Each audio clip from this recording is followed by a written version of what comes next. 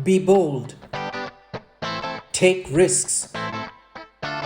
Lead by example. Believe in your power. Say what you feel, mean what you say. Hi, I'm Leslie Ann Sion, host of the new podcast series, Sion 180. I came across these powerful expressions in an Instagram moment while prepping for Sion 180.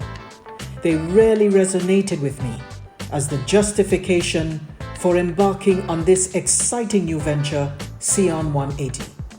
Sion 180 is a platform for frank, fearless, and fun discussions that move you beyond neutral to help refuel your drive at your pace, no matter the age or gender. Get ready to go the distance and make changes that are necessary to be your best self.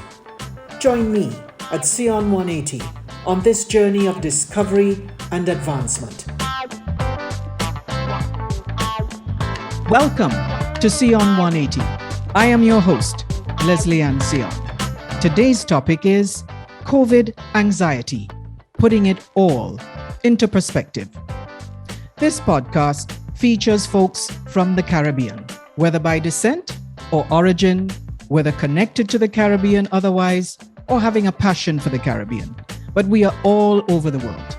And so we are following people who are making a real difference in our lives, no matter the sphere of their influence. So on this platform, I'll be chatting with guests and having frank, fearless, and even fun discussions about the issues that matter to us to help us move beyond neutral. You can find our podcast on sion180.com or on any of the podcast streaming sites, as well as you can visit our Facebook and Instagram pages. On our last episode, I had the pleasure of speaking with Farley Flex out of Toronto, former Canadian Idol judge and innovator and inspiring speaker, who spoke to us about engaging in that transformative mindset. Today, I have a very special guest, and we will be speaking about how we navigate through the feelings of fear and anxiety to pursue our passions. And most importantly, how to understand COVID burnout. That's something I'm interested in. And how to cope, and not just cope, but thrive, even in the midst of this mental health crisis in the Caribbean.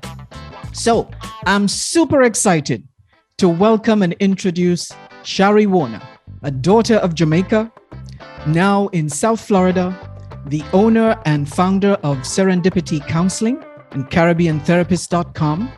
She is a therapist, an attorney at law, and a public speaker. And she's going to help us navigate our way through this mental health crisis, give us some practical tips, show us how to get over the speed bumps and the roadblocks, and find our inner fortitude.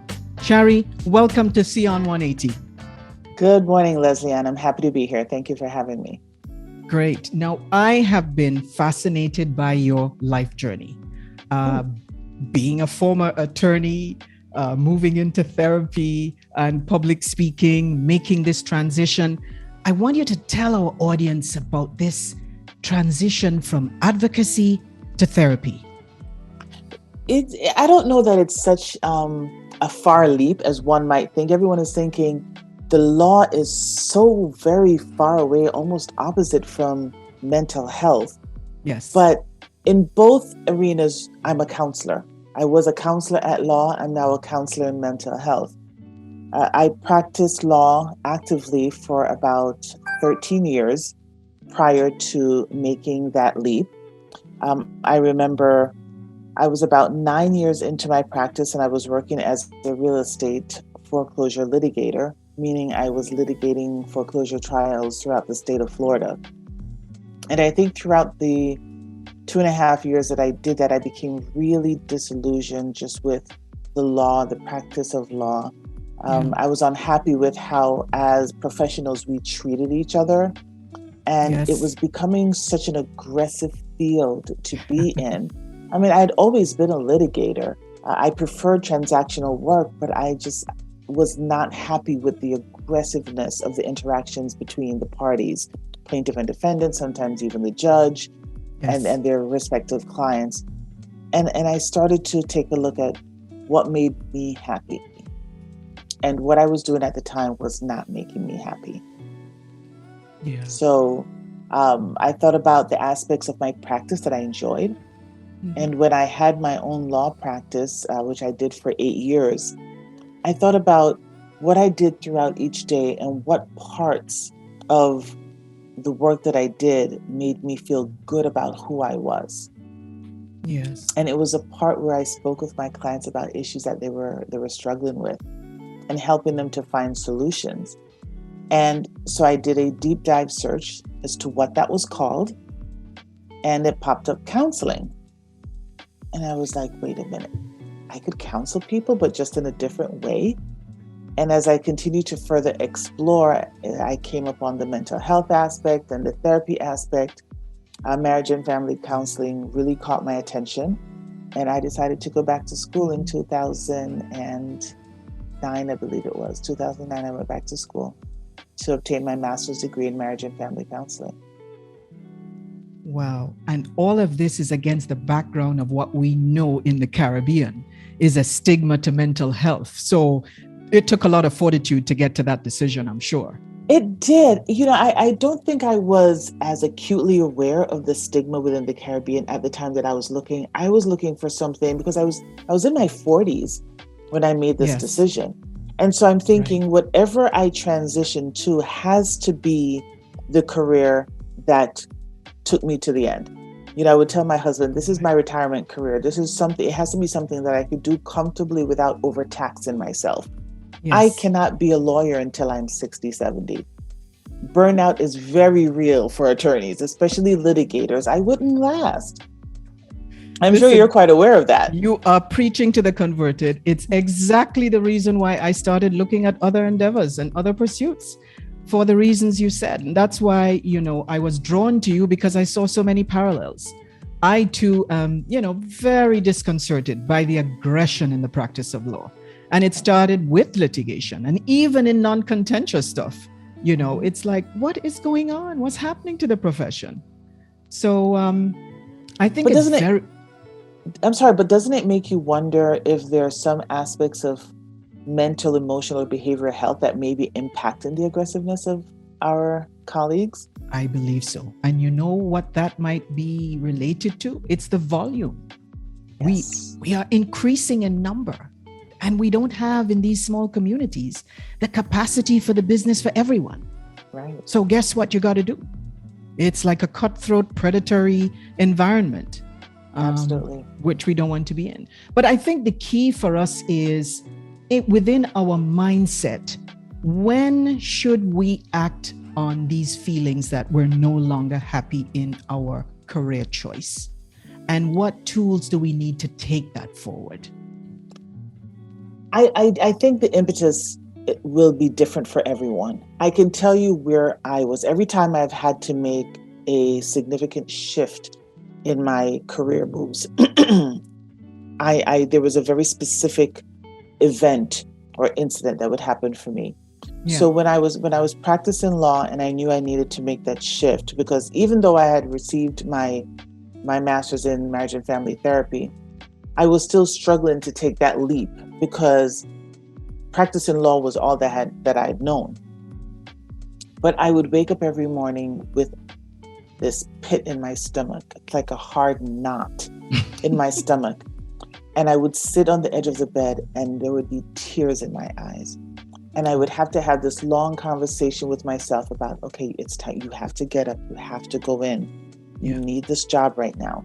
And I'm getting dressed and, even as I'm driving into the office, I know you hate traffic, Shari, but you have to do this. I know you don't want to do this, but you have to do this. The same thing when I was making the shift from working at a facility in substance abuse into my own private practice, I didn't want to be there anymore. I hated getting up in the morning. When you find yourself in a position where what you are doing is significantly negatively impacting the way you're living your life, it's time to consider a shift. it is time to consider a shift. And sometimes it may take you a little bit longer because now you have to figure out the direction you need to turn in. Am I going left? Am I going right? Do I need to make a U-turn? Yes. But you have to make a shift because wherever you are at that moment is not healthy for you. Yeah. And sometimes we say to ourselves, we're comfortable where we are. We might not be happy, but we're comfortable. And coming out of that comfort zone is like extremely difficult to do. It is. So how do we get over that and say, yes, this is something we do need to pursue? Well, I think we know we need it. It's how do we then, like you say, shift into drive and proceed forward, knowing that you need to move forward. Yes. And that all those feelings that I just described, the pit in my stomach, the crying, those are all symptoms of anxiety. But I didn't know that back then. I just know I didn't feel good. But those are some of the symptoms of anxiety. And anxiety is influenced by fear and worry and concern. So if you're at that point where you know you need to make a shift, but you're still in that comfort zone and you don't want to make that shift, ask yourself, what is it that I'm afraid of? Right. What am I worried about? Yeah. What is my concern with making this move that I know I must make? Yes. Fear of failure. Fear of failure. Yeah. Fear of success. Yes. For some of us who are really driven, we know that sometimes succeeding requires more of us. And do we really want to commit to that? Yeah. Fear of not being good enough. Yes. Well, what if I make this change and I'm good at it, but I'm not good enough to actually move ahead? Right. But you won't know. You won't know the answer to any of those questions until you make a move. That's the thing. You got to move out of neutral, put in the gear and start driving forward. Exactly. That's important. Now, a lot of this is ongoing. When you read a lot about what people are going through at this particular point in time with the COVID crisis. And so anxieties are heightened, fears are heightened, and you're within this circle of despair and constancy of sad news, etc. How do you even come out of that? And is coping with COVID or not coping with COVID actually even adding to the extra burdens that come with this? Oh, absolutely. Without question, it is absolutely adding to it. As far as mental health is concerned, I think COVID has had opposite impacts on different people. Yeah. There are some people who they're like, I can't do this. I just need to sit right here. And maybe if I stay still, then this whole thing will pass me by and I will remain untouched. Yeah. It's one of the the fight or flight responses to fear. It's actually fight, flight, or freeze. And for a lot of people, they end up frozen in the spot that they're in. They can't reverse. They can't drive forward. They're literally just stuck. Yes, stagnated. Right. There are others who have decided, you know what, if there's one thing that COVID has taught me, it's that life can end at any time. I have dreams that have remained unfulfilled. I have check boxes that I need to work on. And they have decided to just launch. Okay. There have been many in the United States over the past year and a half who have decided to give up their corporate attachments and go into business for themselves, doing things that they love to do, like landscaping. Yes. But wait a minute. You were just executive vice president of this company, but now you own a landscaping company. Why? Because I like landscaping. It's what I love to do. It's something that's needed. Yes. Yes. And so a lot of people have just decided to push. As a matter of fact, that is how I decided to start my law firm back in 2001. It was right after 9/11. And I had the same mindset. I just didn't relate it to mental health or behavioral health back then. But I decided, you know what? Life can end at any time. I've always wanted to have my own law practice. It's what I'm good at do. And I quit my law firm job and started my law practice. And so here we are. That's what I'm talking about with our similarities in the life story, because I started my own firm in 2000. And I did it because I just felt it was the time to leave. There were too many issues going on and it was the right time to do it. My friends thought I was crazy.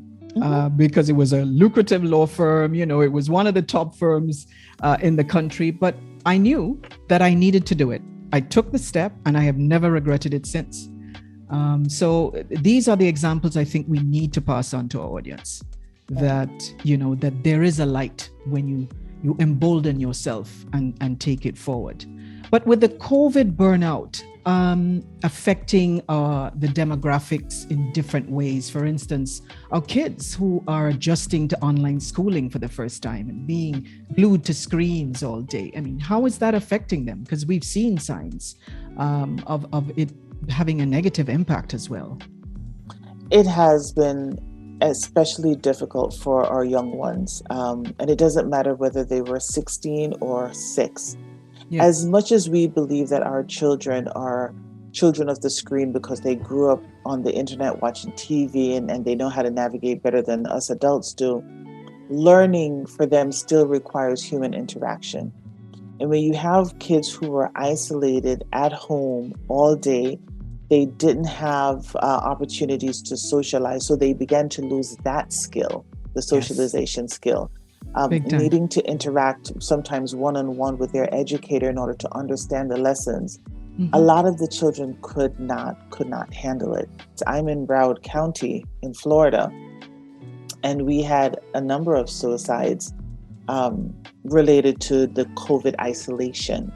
Not so much the deaths that impacted the kids, but having to be isolated. All of a sudden, they couldn't hang out with their friends anymore. And yes, they could communicate via Skype or Zoom or FaceTime or Duo, whatever they were using, but it wasn't the same as them coming together. We are social beings. We like to socialize. Exactly. Maybe not all the time, but we like to have the opportunity and the flexibility to be with our friends. And the kids weren't used to that. And the additional struggle of trying to learn on screen without their friend sitting next to them and the teacher right there that they can say, hey, miss, they struggled. A lot of kids, their grades plummeted. Those who were beginning to develop very perfectionistic tendencies and needed to be straight A's and get everything right struggled. And the thought of not being able to maintain that perfect grade level was very difficult for them. And the parents don't have any clue as to what is being taught in the schools because it's so different from when we were in school. That's right. Yep. So we can't even help them. I can't. There's some subject areas I'm like, really? Is this the same subject I attended? It is. Math looks very different for them now than it did for us when we were in school. Very much so. Very much so. So what kind of tips, Shari, do you think parents should have? What signs should they look for to say, I need to approach my child, I need to engage my child, or I need to probably bring my child into counseling? So signs of depression or even anxiety looks different for everyone. But some popular things that you can look for are things that they say, like, for example, little kids would say, nobody likes me, or nobody wants to be my friend. And we're thinking, oh, you're just overreacting. Of course, people like you. And we kind of minimize and trivialize their feelings. But that's their way of expressing their feelings of loneliness, their feelings of not being accepted, their feelings of rejection. And with children who are extremely more social than we as adults can be, they need that. It helps them to develop and to grow. So when they start saying things, there was one little girl who would say, oh, no one likes me and everyone hates me. And I think it would just be better if I just wasn't here anymore and I can't go back and talk to these people. And she was only 9, but she was saying things similar to that made us very concerned. Because it was said in such a despondent way that we were worried about what she would try to do. Kids at that age don't realize that death is very final because they're used to watching cartoons where someone jumps off the cliff and then they get up and they run. They don't realize the finality of their words. If kids begin to isolate, Okay, so some kids like to just be by themselves and play video games. Hmm. But when they're isolating and not doing anything, when they're maybe sleeping all day, Hmm. when their eating habits have changed, you look for those subtle little changes and you wonder, okay, something's going on. You won't talk to me. Let me see if you can find someone to talk to. Because sometimes the kids won't talk to their parents because they don't want to burden their parents. Yes. Kids tend to have this tremendous sense of responsibility for their parents' well-being. Oh, I don't want to worry mommy. Mommy has enough Yes. to deal with. I can't Yeah. talk to dad because dad's always busy. Well, Yeah. find someone that they feel comfortable talking with, Yeah. but look Yeah. for those little signs, changes in eating habits, changing sleeping habits, not wanting to shower, not wanting to get out of bed, not wanting to talk to anyone, Right. isolating way too much, Yes. or acting out, being angry all the time. Right. Subtle changes like this, especially if you can say, that's not my child. My child was never like that. That's something Yes. to look into. Little things that they're saying. No one likes me. Maybe I need to just go away somewhere. I should just disappear. Kids start saying little things like that. You want to take note. You have to take them seriously. I understand what you say. The kids sometimes don't want to engage the parents because they think, they're too busy, or they know they have other things going on. And it really takes me to the issue of what parents are going through themselves, those who are in business, those who are, CEOs, or, just even an employee. Mm-hmm. In a COVID time where you're seeing businesses collapse or people losing their jobs, and it's a lot to cope with in addition to the dynamics going on in the family home. So Right. what do we tell the parents to sort of help themselves through this crisis? They have to be in tune with themselves to realize when they're being affected. If they recognize that they're becoming too preoccupied with, oh, I have to do this, and well, how am I going to pay the rent, and I have to work overtime, and the boss needs me to do this, but my husband needs me to do that, and the kids need to do this, and my wife is expecting this and this. When you find yourself becoming so preoccupied with the must do's and the must haves, and take time for yourself, unplug a little bit. You have to Self-care? be, thank you, self-care. Favorite words? Favorite way, self-care. And self-care doesn't necessarily mean that you need to book a weekend at a spa. Yeah. Self-care could just mean saying to your family, okay, when I get home, I need you to give me just 10 minutes, just 10 minutes, and then I can be with you for the rest of the evening. Yes. Because you need those 10 minutes to reset, Yes. to refocus, to just catch your breath so that you can figure out, okay, what is it that I need to do next? That's right. Yeah. If you're a single mom, it's more difficult because everyone is depending on you. If you have multiple children, they're all depending on you for different things. They haven't seen you all day. They want to be with you. Just give mommy 10 minutes, please. A little me time. A little me time. The dads tend to have it a little easier because they'll just go off in their vehicle somewhere. Exactly. No one's looking to dad really to cook and Yeah. and clean up and everything. Everyone's looking to mom to do that. That's But that's right. actually where dad needs to come in and say, okay, you know what, hon, I'll clean up the kitchen after you're done with dinner, or let me try something and make dinner tonight. Yes. Yes. And it's not to underestimate or to downplay the effects that this have on men too, because Leslie and our Caribbean men do not like to ask for help. Nope. At all. They think that it's their responsibility to take care of the family, to go out, kill the meat, bring it home. Okay, we understand that that's the way you think, but you need help as well. Yep. And I know sometimes you can go talk to the guys and you could, have a couple of beers or drink and you can hash it out. But if all of you are struggling with the same things, yes, having someone to talk to who understands where you're coming from is helpful. But sometimes you also need to talk to a professional who could maybe give an objective view to Yes. what you're struggling with and help you find options that you may have overlooked. That's right. And to let you know that you are not alone. Thank you. To help Right. you know that, right, you are not alone. This is something that you are one among a million other men who are struggling with the same thing. Exactly. Exactly. Right. It's funny because when you mentioned about, the dads are like, they find their route to escape, to exit, because mom's going to take care of this, that, and the other. And it took me to really a very catchy phrase that I heard you speak about in a previous presentation about the ladies with the handbags and the high heels.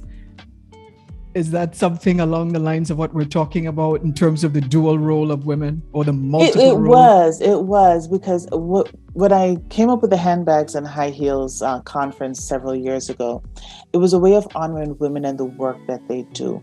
Because no matter whether we're wearing flats or heels, whether it's a briefcase, a Louis Vuitton, or a diaper bag, Yes. that we're always doing something, we're always moving. And Yes. it doesn't diminish our worth as women, whether we're in high heels with a diaper bag or we're sneakers with a Louis Vuitton. That's our armor as women. We put on the heels, we put on the bag, and we're ready to go. And we're ready to go. We're ready to go. That's a good way for us to sort of close off our decision. And I wanted to end on a positive note, Shari, and tell us something that we can take away today that can really help us tomorrow and in the future, despite this COVID crisis, that we can put things into perspective and still thrive. I think first and foremost, you're not alone.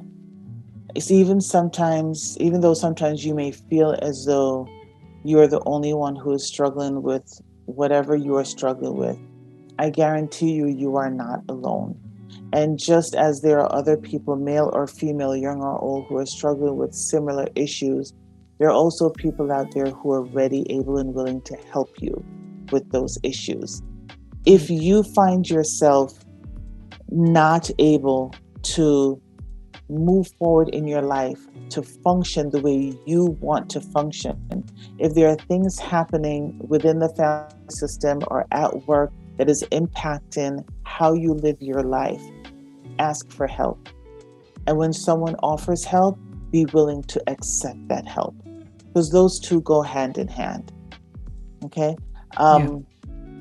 Also, I would like to say that, especially for our Caribbean people, we have been indoctrinated to believe that strength means being able to stand on your own and to take care of life on your own.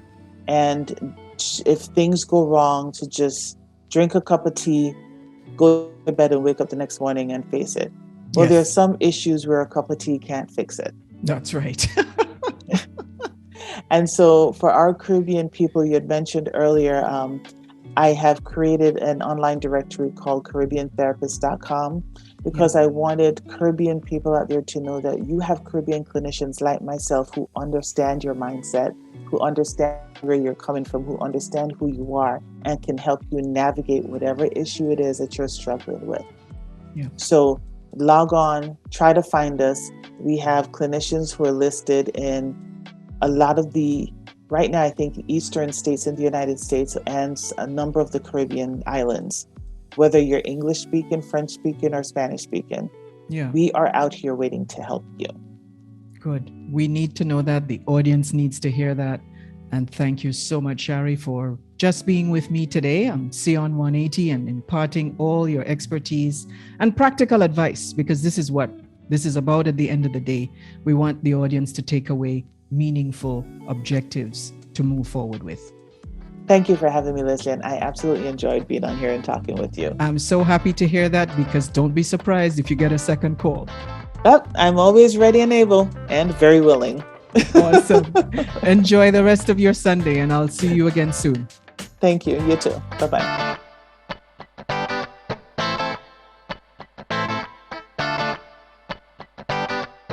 Thank you again, Shari, for joining us on Sion 180 and for sharing your experiences as a lawyer turned therapist with all of us who are struggling with our mental health, especially during this pandemic. Thank you for imparting these words of wisdom of how we can take a leap and get over our fears and move out of our comfort zone. And that when it's our calling, we go, we drive, we move beyond neutral.